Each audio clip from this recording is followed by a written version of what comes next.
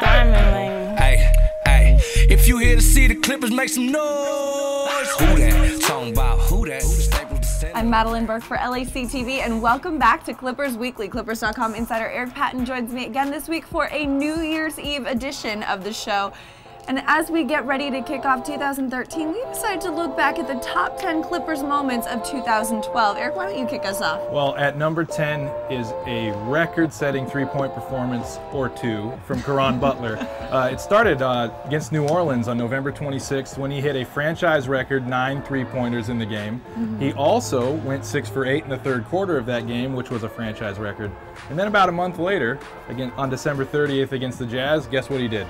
Another franchise record. Yeah, that's true. He set a franchise record, going 6 for 6 from three-point range against the Jazz, and surpassing Corey Maggette and a couple other players for the most three-pointers made in the game without a miss. He just could not miss. That was pretty crazy to watch, too. Yeah.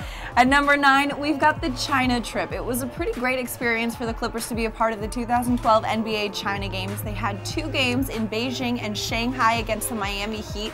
And it also was a great bonding experience for this team to kind of come together at the beginning of the season. It was, and it also was a great way to incorporate the 7 new faces that were on the roster. One of those guys being our number 8, Jamal Crawford. And Jamal Crawford's debut specifically against the Memphis Grizzlies on Halloween. He had 29 points, which was the most points in a Clipper debut since Sam Cassell had 35 in 2005 against the Seattle Sonics. And really, Crawford's play in the fourth quarter of that game helped pull it out against the Memphis team that turned out to be one of the league's best. And for all those Clipper fans out there that were wondering, why did the Clippers sign Jamal Crawford? Well, he was quick to prove why that night. Yeah, I think he endeared himself pretty quickly. Definitely, definitely. Now at number 7, we've got the return of Chauncey Billups. After injuring his Achilles last season, a season-ending injury that required him to have quite a bit of off-season work and dedication to his rehab, he came back against Minnesota. First thing he does in this game was hit a 3, and the guys actually said they wanted to draw up a play for him to have the first one. He was a little wary about that, but it was important for them to get him incorporated right away. It seemed like it. Another thing about Chauncey's comeback was it started the franchise record winning streak, which is our number 6. It's a 17-game winning streak at this point, and only 17 teams have ever done that in NBA history. 9 of those teams have made it to the NBA Finals, and I mean, what an unprecedented month. 16-0. 16-0 in the month of December, which only 3 other NBA teams have gone 16-0 in a calendar month. That's a pretty good number 6. Yeah, it is a pretty good number 6. Clippers are like right in the history books. Now number 5, we've got a moment from the 2012 season, the Perkins dunk. It's a physical game. Oh, me, oh my! A monster jam by Blake Griffin. Oh, what a play by Blake.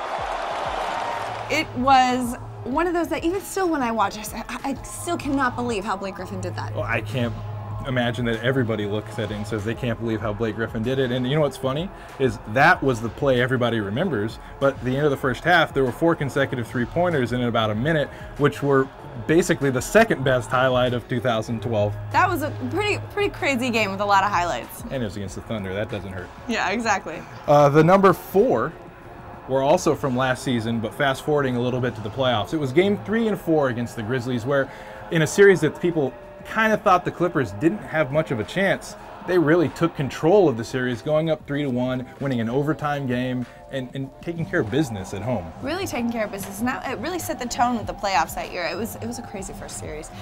Now at number 3, we've got the 2012 offseason. This offseason, there were a lot of acquisitions, 7 new faces, as we mentioned before, brought into this team to really shore up this roster, but not just the new faces, the re-signing of Blake, or the extension of Blake Griffin and the Vinny Del Negro option being picked up. I mean, it really changed the way the team went into this season. Yeah, and of course they re-signed Chauncey Billups. I mean, there was a lot more to the offseason than the Jamal Crawford, Grant Hill, Lamar Odom, Matt Barnes, and so on acquisitions. I mean, it was big for the bringing back of guys as well. Definitely, definitely. At number 2, Game 7 against Memphis. I mean, a Game 7 win on the road, or a Game 7 win at all, is a big deal. But to do it on the road, I think it was the 8th time in history that a team has done that. And to do it in their first playoff series for a lot of guys like Blake, DeAndre Jordan, Eric Bledsoe, and a coach, Vinny Del Negro, who hadn't won a playoff series yet. that was a pretty big statement for a franchise on the rise. Definitely, and especially in an arena as hostile as Memphis can be. Man, their fans are very, very dedicated to the Grizzlies.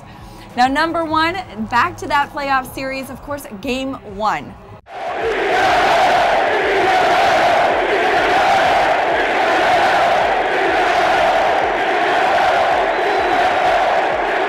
Down 27 to come back and win the first game of this series. I have to say, that was probably one of the craziest things I've ever witnessed, and it will probably go down as one of my most insane sports memories I've ever had. I cannot believe I saw that happen. I can't either. I think it was the first playoff game I'd covered, first NBA playoff game. And for that to be my first memory of covering the playoffs, I mean, you can't get any better than that. And I'll never forget that a reporter to our right, where we were sitting in Memphis, who was seemingly, the media was as against the Clippers as the fans in Memphis were, he was gloating at the 27-point lead and 24-point lead with 8 minutes to go in the fourth quarter. And at the end of the game, after Kenyon Martin stops Rudy Gay, Blake grabs this deciding rebound, he slams his laptop closed and pounds his fists on top of it.